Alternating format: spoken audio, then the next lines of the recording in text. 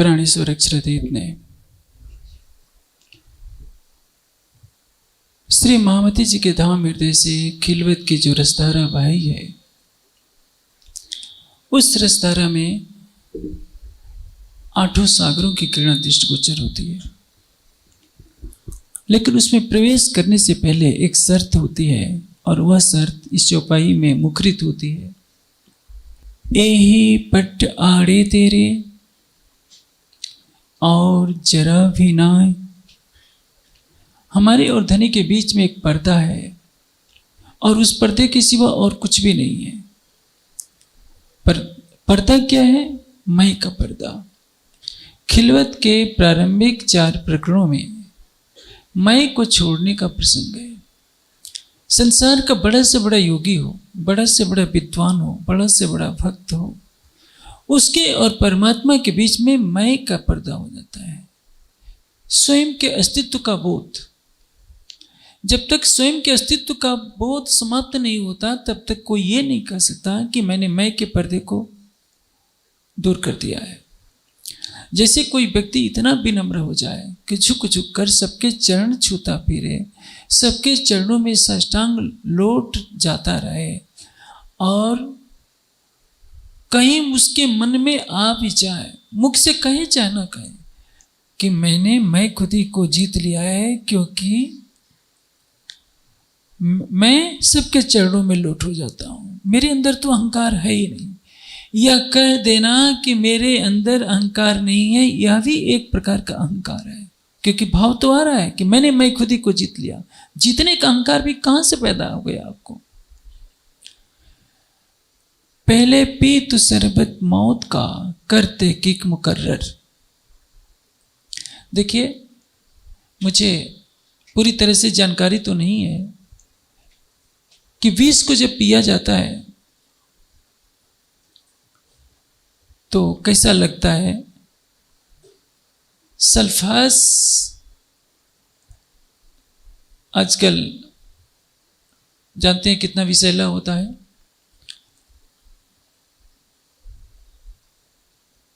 प्राचीन काल में जिसको फांसी दी जाती थी, विष दिया जाता था, जैसे सुकरात को विष दिया गया।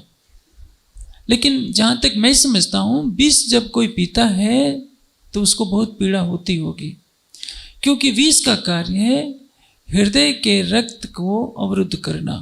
जब रक्त रुकेगा तो अंदर दर्द होगा, क्योंकि जो लोग आत्महत्या करते हैं, किसी तरह का विषैला पदार्थ पी लेते हैं तो तड़पने लगते हैं। लेकिन वाणी एक बात कह रही है कि मौत का शरबत पियो। शरबत तो मीठा होता है, विष मीठा नहीं होता, विष हमेशा कड़वा ही होता है।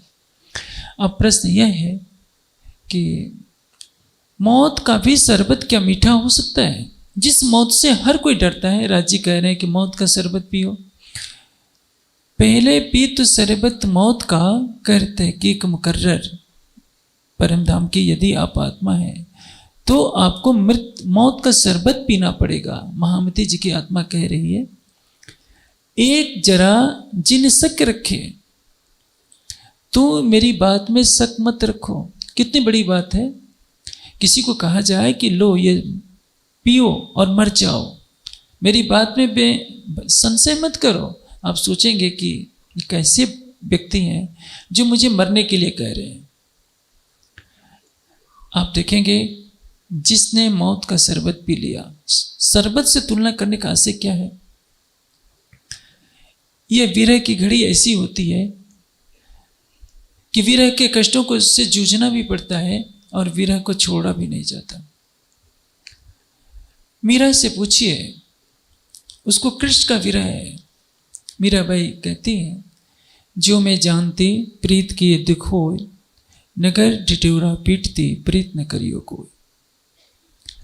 महामती जी की आत्मा स्वयं भुक्त भोगी है। हफ्से में विरह में तड़प तड़प कर शरीर को हड्डियों का ढांचा बना लिया।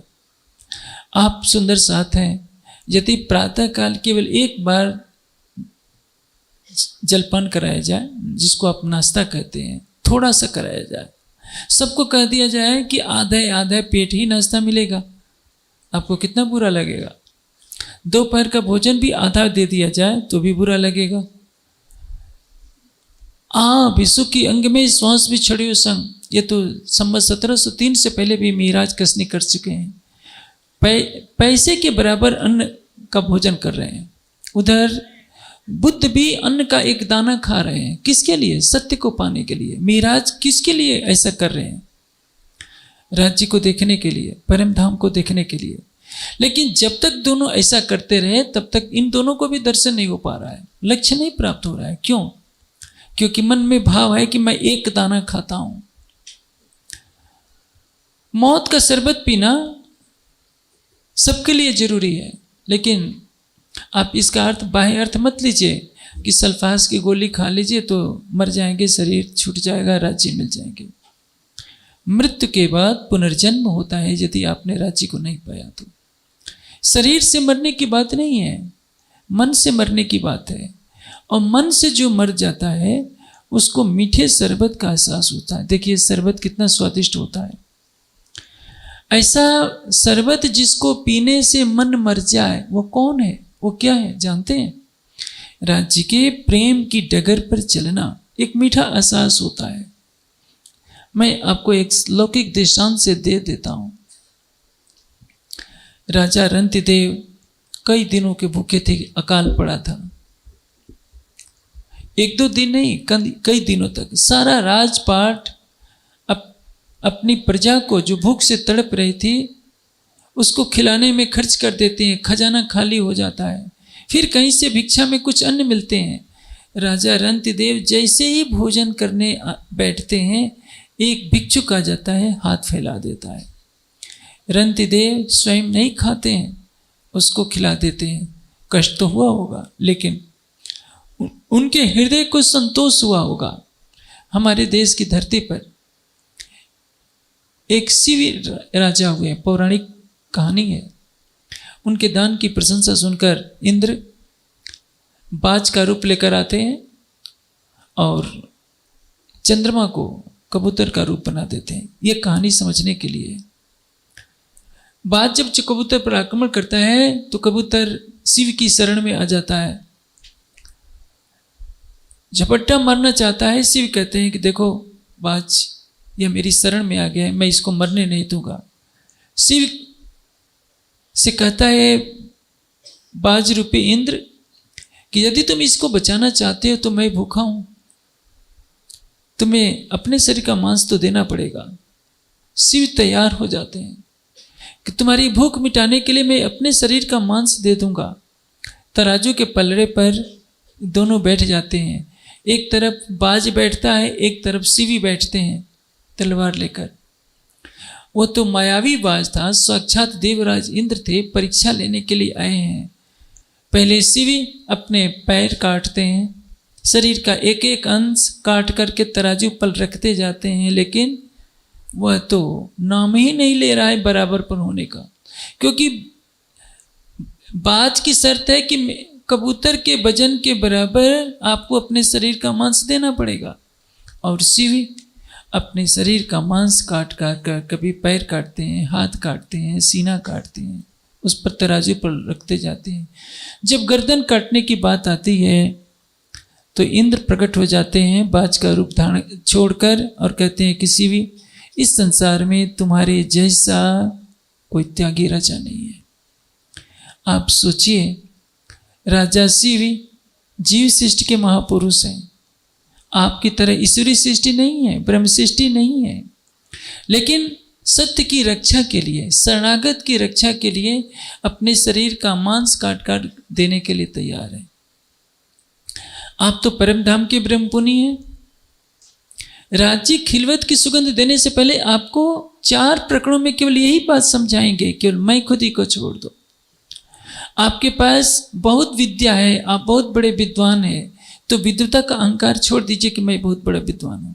आपको जो विद्या दी गई है, ज्ञान दिया गया है, संसार के कल्याण के लिए दिया गया है। आपको जो धन दिया गया है, भोग विलास के लिए नहीं दिया गया है। आपको धन दिया गया है मानवता की सेवा के लिए। आप सोचे बैठे हैं कि ये मेरा है। आप किसको देना चाहते हैं? अपने पोते पोतियों के लिए, रिश्तेदारों के लिए। आपका तो शरीर भी नहीं है, एक शरीर का रोमा भी आपका नहीं है। जब पक्षी पिंजरे से उड़ जाएगा तो इस शरीर को जला दिया जाएगा। फिर भी आप सबको सुना सुना कर कहते हैं, आपको पता है ये मेरी कोठी है, ये मेरा परिवार है, ये मेरा धन है, ये मेरा शरीर है। आपका शरीर जब आपका नहीं हुआ तो आपकी धन दौलत आपके साथ कहाँ जा सकती है। लेकिन मनुष्य मर सकता है, लाखों जन्मों में भटक सकता है, किंतु मैं और मेरे का बंधन उसको छोड़ नहीं सकता। मैं आपको एक बहुत सा सरल तरीका बताने जा रहा हूं। राज्य की कृपा से जो कुछ मुझे अनुभूत है, लेकिन इसका पारिश्रमिक देना पड़ेगा आपको। आप जानते हैं आज के युग में कोई भी चीज फ्री में नहीं मिलती, तो मैं भी फ्री में क्यों बात बताऊं। मंच पर बतानी पड़ रही है और आपको वचन देना पड़ेगा कि उसका पारिश्रमिक मैं मांगूंगा और देना पड़ेगा। तरीका बता देता हूं, और पारिश्रमिक यही है कि जो मैं बता रहा हूं उसका पालन कीजिए। आप निश्चिंत रहिए, राजन स्वामी आपसे व्यक्तिगत हित के लिए 1 रुपया नहीं मांगेगा। मैं अपने कफन के लिए भी पैसे नहीं मांगूंगा आपसे। हाँ, समाज के लिए मांग सकता हूं, अपने व्यक्तिगत हित के लिए कोई मर्जी न देना। देखिए, शरीर से जब आप परे हो जाएंगे तो मैं से परे हो जाएंगे। 3 शरीर हैं, स्थूल सूक्ष्म कारण। कारण शरीर में चित्त आता है, चित्त में जन्म जन्मांतरों की वासनाएं हैं, मन में संकल्प विकल्प है, बुद्धि में विवेचना है और अहंग में अहंकार भरा है। अपनी विद्वता का, अपने ज्ञान का, अपने सौंदर्य का, अपने कुल का, अपने रूप का। हिमालय में साधना करने वाला अहंकार रखता है कि मैं हिमालय का योगी हूं, सबको बताता है कि मैंने हिमालय में इतने दिन साधना की है। यदि कोई विनम्रता की मूर्ति बन जाता है, सेवा की मूर्ति बन जाता है, तो ये चाहता है कि संसार उसको विनम्रता की मूर्ति कहे, सेवा की मूर्ति कहे। अंदर कौन बैठा है? अहंकार। एक बीज है, मिट्टी में जब दबा दिया जाता है तो नया पौधा उगता है। जब तक उसका कुछ भी अंश दिख रहा होता है वो अंकुरित नहीं होगा, सड़ जाएगा। इसलिए राज्य को पाना है तो क्या करना पड़ेगा? पहले आप मुर्दे हुए, 3 दुनी करी मुर्दार, हक तरफ हुए जीवते, उड़ पहुंचे नूर के पार। ये आंखें हैं, दूसरों को देखती हैं, लेकिन बिना दर्पण के सहारे स्वयं को नहीं देख सकती। इन आंखों से आप आगे को देखते हैं तो पीछे की तरफ नहीं दिखाई देता। आप परम धाम में थे तो संसार नहीं दिख रहा था, आप संसार में हैं तो परम धाम नहीं दिख रहा है। आप शरीर को देखते हैं तो स्वयं को नहीं देखते हैं। जब स्वयं को देखेंगे तो शरीर नहीं दिखाई देगा, क्योंकि ये शरीर तो ये पिंड रूपी शरीर ब्रह्मांड का सूक्ष्म रूप है। आपको पिंड और ब्रह्मांड से परे होना है तो पहला कार्य करना होगा आपको कि ऐसे आसन पर बैठिए जिसमें आपको पता ही नहीं चले कि कुछ कष्ट होता है। आप अपने शरीर की प्रकृति के अनुसार जब आप चितवनी में बैठते हैं तो पद्मासन, सिद्धासन, सुखासन, सरलासन, स्वस्तिकासन, समस्तवासन, ये लगभग 6 आसन है। पीठ गर्दन को सीधी रखिए और इस तरह से बैठिए कि आपको जैसे हाथ है तो ऐसा भी ना हो। जब आप स्थिरता करने का अभ्यास कर लेंगे तो क्या होगा? आपका रक्त संचार धीमा धीमा पड़ना शुरू हो जाएगा। एक ऐसी स्थिति आ जाएगी कि आपको उंगली हिलाने में भी बोझ महसूस होगा, क्योंकि रक्त संचार अब आपका धीमा हो चुका है। और जैसे जैसे रक्त संचार रुकता जाएगा स्वतः ही आपका मन रुकता जाएगा और एक दिन समाधि तक पहुंच जाएंगे। ये छोटा सा अभ्यास है। दूसरी चीज जो मैं चीजें आज कहने जा रहा हूं, क्योंकि खिलवत का प्रसंग ऐसा पड़ गया, सुंदर साथ को आवश्यकता है। जहां तक मैं सोचता हूं इन विधाओं को बताने के लिए कोई जल्दी कोई गुरु तैयार नहीं होता, लेकिन मैं तो कोई गुरु हूं ही नहीं। मैं तो राज्य के दुकान का एक दुकानदार बैठा हूं। राज्य कहते हैं कि इतना माल बांट दो तो मैं बांट देता हूं। मालिक का माल है, मेरा तो कुछ है नहीं, मैं तो एक नौकर ठहरा। देखिए समाधि तक कैसे पहुंचा जाता है। समाधि में बाधक कौन है? हमारा मन, चित्त के संस्कार। चित्त के संस्कारों के अनुसार मन संकल्प विकल्प करता रहता है, और यही समाधि में बाधा होती है। हठयोगी 8 घंटे बैठ लेगा, बिना हिले डुले बैठ लेगा, लेकिन मन तो भाग रहा होता है। इसके लिए आपको अपने हृदय में प्रेम की सुगंधी भरनी पड़ेगी। मौत का शरबत मैं बहुत सरलता से आपको पिलाने जा रहा हूं, क्योंकि आप कितनी भी वाणी पढ़ते रहिए, पहले पीतु शरबत मौत का, खटरुति के 4 प्रकरणों का बार बार पाठ करते रहिए, मन में बात तो आएगी, लेकिन जब तक जीवन क्रियात्मक नहीं होगा, मैं खुदी के पर्दे को कोई भी नहीं छोड़ सकता।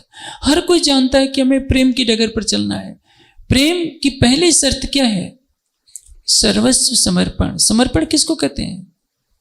अपने अस्तित्व को मिटा देना, और कोई अपने अस्तित्व को मिटाना नहीं चाहता। अस्तित्व को जो मिटा देता है वो क्या पाता है? सच्चिदानंद परब्रह्म को पा जाता है।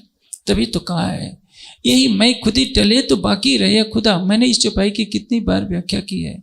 मैं प्रसंग पर पूरा आता हूं, समाधि तक पहुंचने का सरल तरीका, जहां तक मैं सोचता हूं इससे सरल तरीका शायद सृष्टि में नहीं होगा। आप सोते कैसे हैं, कभी आपने सोचा? राज्य की कृपा से आपके जितने शयन कक्ष हैं, चाहे कक्ष के हों या ये पंडाल है, सब में जालियां लगी हैं, कोई मच्छर नहीं काटता है। कदाचित आपको खुले में सोने के लिए दे दिया जाए तो क्या होगा? मच्छर काट काट कर आपको परेशान कर देंगे। थोड़ी सी निद्रा आएगी, पीड़ा होगी, आपका ध्यान उस पर जाएगा, नींद नहीं आएगी। नींद कब आएगी? जब आप थके मादे हों, आपको पता ही नहीं चले। जब मजदूर थका मादा होता है तो बिस्तर पर हो न भी हो, जमीन पर भी निढाल होकर सो जाता है, सोता है, स्वयं को भूल जाता है। आपको भी ऐसे ही कर देना है। समाधि तक पहुंचने के लिए केवल बैठे रहेंगे तो भी समाधि नहीं लगनी है, क्योंकि आपका शरीर तो स्थिर है, मन स्थिर नहीं है। आपके चित्त के संस्कार प्रबल है, पूर्व जन्मों के संस्कार उभरने लगे हैं, और आपके मन में जो संसार है वो सक्रिय हो उठा है, तो समाधि कहाँ लगेगी? संसार से परे हो जाइए, चाहे स्थूल शरीर का संसार हो, सूक्ष्म शरीर का संसार हो, कारण शरीर का संसार हो। स्थूल शरीर जब शांत हो जाएगा तो सूक्ष्म शरीर भी शांत हो जाएगा। सूक्ष्म शरीर में क्या है? आप 10 इंद्रियां हैं, आंखों से देख नहीं रहे हैं, जीवा से कुछ उच्चारण नहीं कर रहे हैं, हाथ पैर नहीं हिला रहे हैं, 10 इंद्रियों पर आपका नियंत्रण हो गया तो वह सूक्ष्म शरीर के अंतर्गत आ गया। लेकिन जो कारण शरीर में जन्म मृत्यु का कारण बना हुआ है, चित्त में वासनाएं बनी है, वह आपके मन को उद्वेलित कर रही है, तभी आप समाधि तक नहीं पहुंच पाएंगे। नींद आने के लिए चिंता रहित होना जरूरी है, शरीर को पीड़ा से रहित होना जरूरी है, और नींद आपको तभी आएगी जब हिलना डुलना बंद कर देंगे, चाहे वो थकान के कारण हिलना डुलना बंद हो या आराम के कारण। कठोर जमीन पर आपको सुला दिया जाए तो चुभती रहेगी, आपको नींद तब भी नहीं आएगी। जैसे आपने निद्रा में प्रवेश किया, वैसे ही आपको समाधि में प्रवेश करना है। सरल सा नुस्खा है। जैसे मेरे और आपके बीच में एक पर्दा कर दिया जाए, ना मैं आपको देख पाऊंगा ना आप मुझे देख पाएंगे। हमें मूल स्वरूप क्यों नहीं दिख रहे हैं? क्योंकि हमारी नजर मूल स्वरूप की तरफ है ही नहीं। आंखें तो उधर हैं, दिल जो है संसार की तरफ है। उसी तरह से हमारा शरीर है। हम वाणी पढ़ते हैं, रासमा बोलते भी हैं, लेकिन दिल हमारा संसार में है। करना क्या है? संसार से परे हो जाना है। समाधि के लिए पहली प्राथमिक आवश्यकता है शरीर को स्थिर करना। स्थूल शरीर के स्थित होते ही सूक्ष्म शरीर स्थित होने लगता है। जब यह प्रक्रिया बढ़ती है, राज्य के नख से सिख तक की शोभा में जब आप स्वयं को डुबोने का प्रयास करते हैं तो क्या होता है? संस्कार संसार के समाप्त होने लगते हैं और राज्य के प्रेम का संस्कार प्रकट होने लगता है। जब राज्य के प्रेम के संस्कार की बढ़ोतरी हो जाएगी तो क्या होगा? आपको समाधि की प्राप्ति होने लगती है। मैं आपको कैसे दृष्टांत से समझाऊं? जब आप वाणी पढ़ने लगते हैं, चितवनी करने लगते हैं, तो संसार के विषय हावी हो जाते हैं। पिक्चर हॉल में आप जाते हैं तो कभी संसार की याद नहीं आती, केवल पिक्चर का दृश्य दिखाई देता रहता है। उसी तरह से, क्योंकि आपका मन पिक्चर के दृश्यों में खो चुका होता है, आपका मन संसार में खोया हुआ है, इसलिए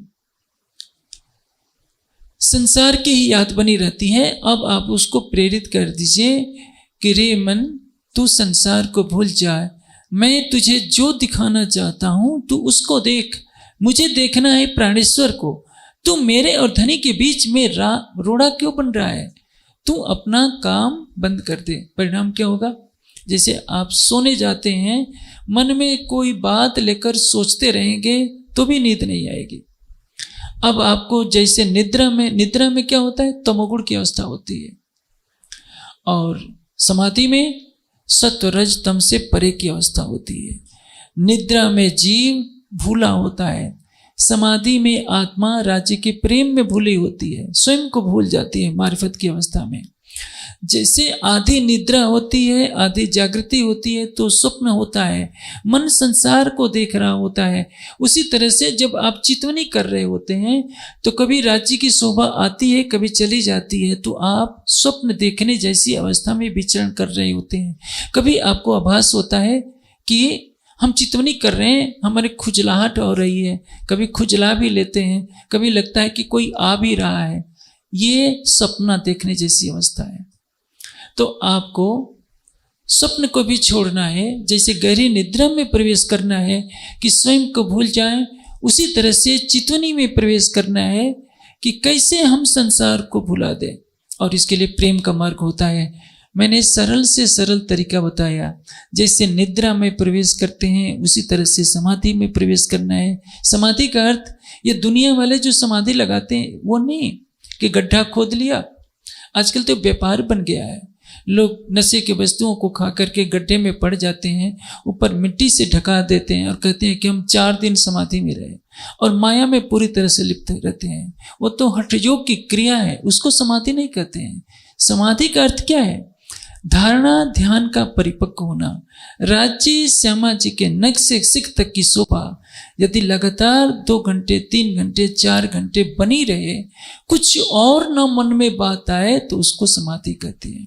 उस अवस्था तक पहुंचने के लिए आपको कभी आहार की शुद्धि करनी पड़ती है कि मन की चंचलता घटे, क्योंकि यदि आपके अंदर तमोगुण ने प्रवेश कर लिया तो आप समाधि तक प्रवेश नहीं कर पाएंगे। सुंदर साथ में आहार की तामसिकता इतनी है, हमारे अच्छे अच्छे स्थानों में, अच्छे अच्छे मंदिरों और आश्रमों में भी बहुत उत्तेजक भोजन खाने को मिलता है। मैं नाम क्या लूँ, हमारे प्रसिद्ध स्थानों में तो इस सब्जी में इतनी मिर्च पड़ी होती है कि लाल लाल लाल ही नजर आता है।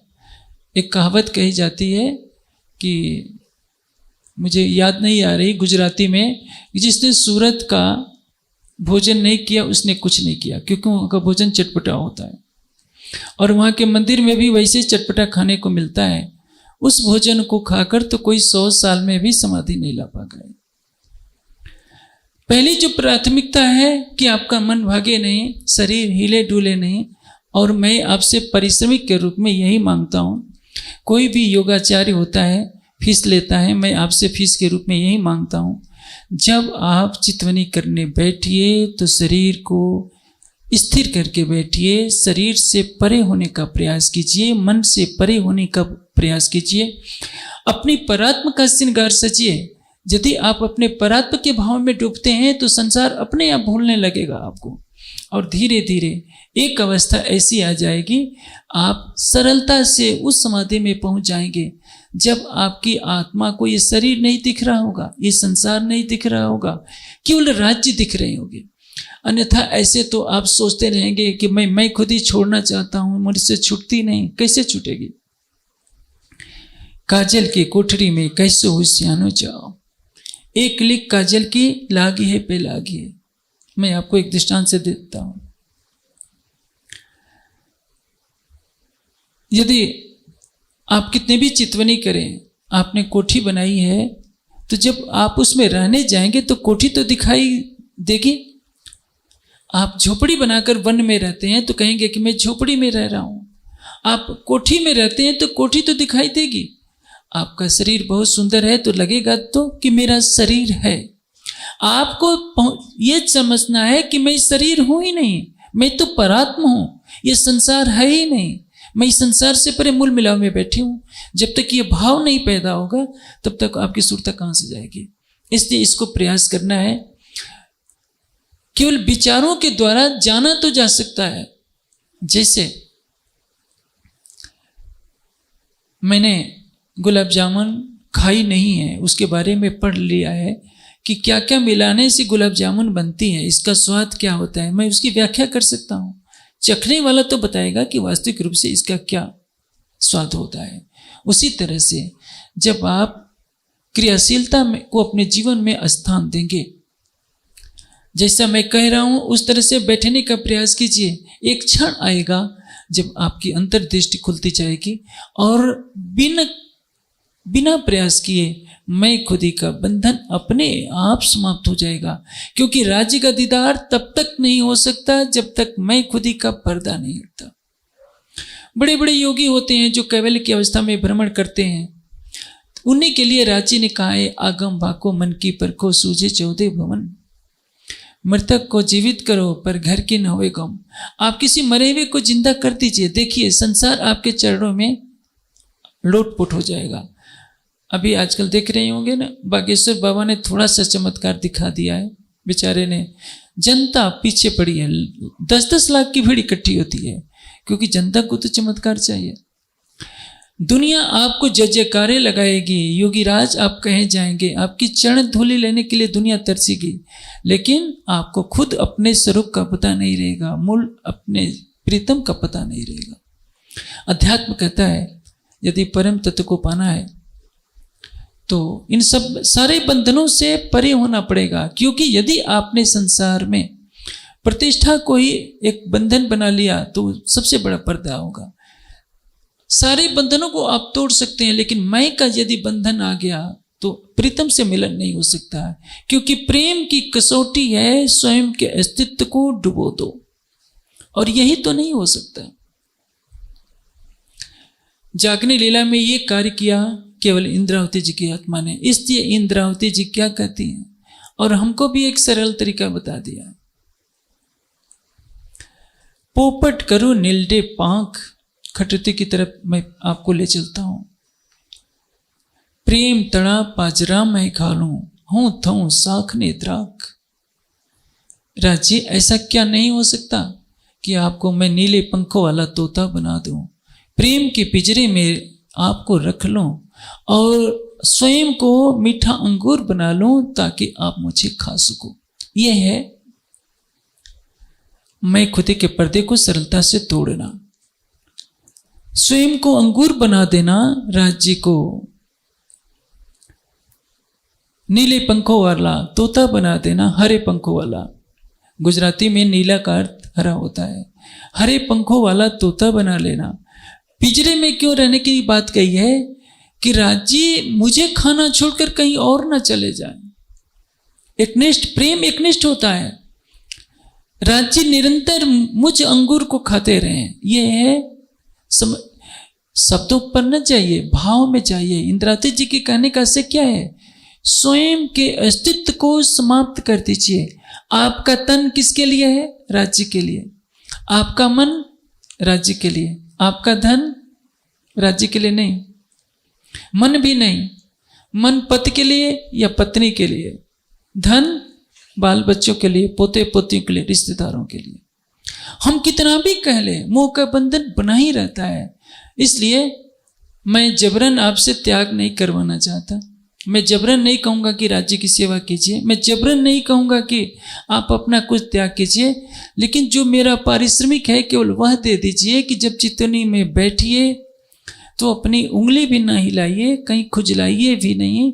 धीरे धीरे राज्य आपको उस अवस्था में स्वतः पहुंचा देंगे। अपने आप आपकी समाधि लगने लगेगी, अपने आप आपकी सुरता 25 पक्षों में घूमने लगेगी। शर्त केवल एक है, आपको उत्तेजक आहार से दूर रहना पड़ेगा। अश्लील चिंतन से दूर रहना पड़ेगा। और जो सामान्य मानवीय आवश्यकताएं होती हैं, जो एक शिष्ट व्यक्ति में आवश्यक है, उससे दूर रहना पड़ेगा। तो आप उस मंजिल तक आसानी से पहुंच सकते हैं। यदि आप जो मैंने कहा उसका पालन करेंगे तो, यदि पालन नहीं करेंगे तो आप सोचिए, सतगुरु धनीश देवचंद जी अपने सगे बेटे को यह नहीं बता सके कि मूल मिलावे में कौन रहता है, अक्षरातीत कौन है। जब सर्वशक्तिमान सकल गुण निधान अक्षरातीत श्री जी बिहारी जी को नहीं सुधार पाए, क्योंकि यहां भी प्रकृति की मर्यादा है। अक्षरातीत अपनी शक्ति के प्रदर्शन करने के लिए संसार में नहीं आए हैं। जैसे मैं आपको एक दृष्टांत से दूं, वैसे मैं समझने के लिए आपको बता रहा हूं। आप ये मत समझिएगा कि मंच पर कोई राजनीतिक व्यक्तित्व की चर्चा हो रही है। मोदी जी जब अपनी माता से मिलने के लिए जाते थे तो उनकी माँ 11 रुपया देती, और उस 11 रुपये को मोदी जी ने माँ का आशीर्वाद समझकर कितने प्रेम से रखा। यदि वो फटकार देते, मैं प्रधानमंत्री हूं, तुम मुझे 11 रुपये दे रहे हो, तो माँ के हृदय की ममता को कितना आघात होता। मोदी के लिए वो 11 रुपये 11 करोड़ से ज्यादा मूल्यवान है। पैसे का महत्व नहीं है, महत्व है भावना का। यदि आप मैं खुदी के पर्दे को तोड़ना चाहते हैं तो अपने अस्तित्व को मिटा दीजिए कि मेरा सब कुछ राज्य का है, मेरा तन, मेरा रोम रोम। इंद्रावती ने तो यही कहा है कि मैं स्वयं को अंगूर, मीठा अंगूर बना देती हूं और राज्य तुम मुझे खा लो। मुझे खा लो का तात्पर्य अपने प्रेम में मुझे विलीन कर लो। यही प्रेम की कसौटी होती है। पति और पत्नी में अहंग टकराता है तो तलाक की नौबत आती है। दोनों ने अपने अहंग को भी छोड़ दिया है।